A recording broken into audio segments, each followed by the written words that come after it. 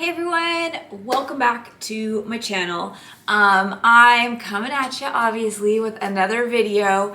I actually haven't for a while painted watercolor flowers or a watercolor floral surface, and last night I was like, I don't know, I just had a craving to do it. So I thought I would share with you my process. I don't think I'm going to talk this through or do a tutorial because this is just me playing around. But what I wanted to start this video off is actually showing you what supplies I'll be using, because I tend to get that question the most anytime I share things. So I love watercolors, but you all should know by now that I do not always feel the need to invest or spend tons of money on expensive supplies, especially if I'm working through things for fun. So today I'm going to be using, I have one more sheet, I think one more sheet of paper left in this pad.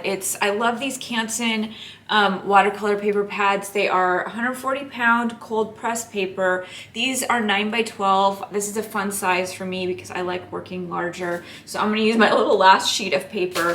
But my other favorite while I'm on here are these Strathmore pads of paper. Again, 140-pound cold press paper.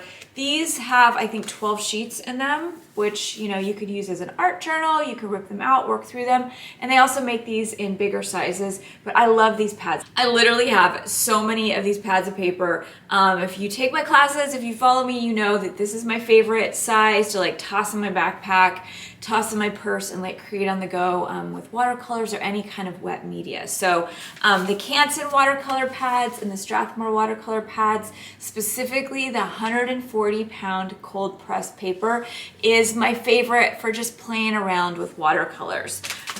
You know, working on stuff that is just me practicing or working through things.